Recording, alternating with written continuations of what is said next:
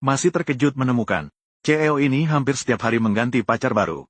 Dan setiap kali mereka putus, selalu memberikan uang perpisahan yang cukup besar kepada pasangannya. Memikirkan adik perempuannya yang sakit keras dan sangat membutuhkan uang, dia segera memiliki ide di dalam hatinya.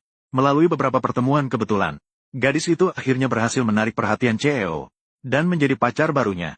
Namun yang tidak dia duga adalah, kali ini CEO justru tidak menyebutkan perpisahan. Mereka berdua berbicara selama 3 tahun penuh. Selama 3 tahun ini, gadis itu selalu menyembunyikan sifat aslinya. Berusaha berpura-pura menjadi lembut dan patuh. Bahkan pakaiannya hanya yang terlihat polos dan suci.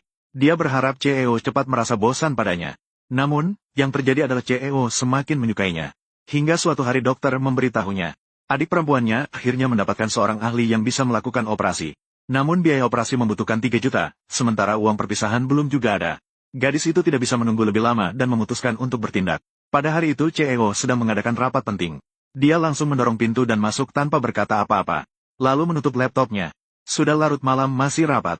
Apakah tidak tahu itu tidak baik untuk kesehatan? Para pemegang saham melihat situasi tidak baik dan segera membubarkan rapat untuk pergi. Gadis itu tidak berhenti dan malah duduk di pangkuan CEO. Dia kembali menyodorkan semangkuk bubur yang dia masak sendiri dan terbakar. Tak disangka, CEO tidak mengeluh sedikit pun dan langsung menghabiskan bubur itu. Dia bahkan dengan lembut menyarankan agar dia pulang dulu. Melihatnya, dia sama sekali tidak tampak tidak sabar. Gadis itu pun menarik dasinya. Dia berkata, malam ini kamu tidak boleh bekerja, harus pulang menemaniku. Dia pikir, sekarang pasti mereka akan berpisah. Namun, CEO tidak hanya tidak marah. Sebaliknya, dia merasa telah mengabaikannya belakangan ini. Dia langsung mengangkatnya dan membawanya masuk ke ruang rapat. Sebenarnya, di dalam hati CEO adalah seorang penganut tidak menikah. Keesokan harinya, dia mengeluarkan cek sebesar 50 juta. Dia meminta asistennya untuk menyerahkannya kepada gadis itu 3 hari kemudian, berniat mengakhiri hubungan ini. Namun, gadis itu tidak tahu apa-apa tentang semua ini. Dia bahkan berpikir rencananya telah gagal lagi. Saat itulah, pembantu memberitahunya. CEO dipanggil kembali oleh ayahnya ke rumah keluarga lama. Gadis itu mendapatkan ide cemerlang. Dia mengganti pakaiannya dengan gaun merah cerah, berdandan seperti seorang manajer yang gagal. Dia berencana untuk mengacaukan makan malam ini agar CEO terpaksa meminta berpisah.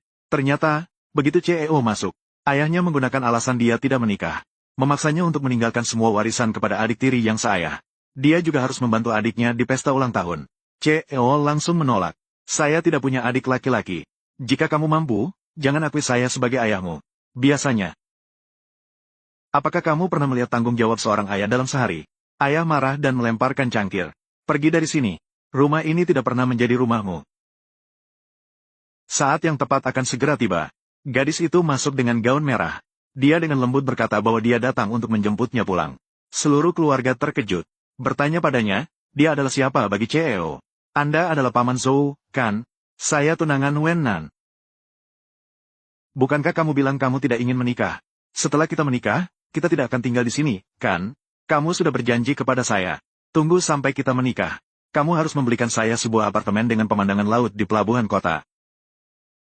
Gadis itu tidak mengerti mengapa CEO menjadi begitu aneh. Untuk memberikan kesan yang lebih buruk kepada keluarga CEO. Lebih baik tidak melakukan apa-apa daripada setengah-setengah.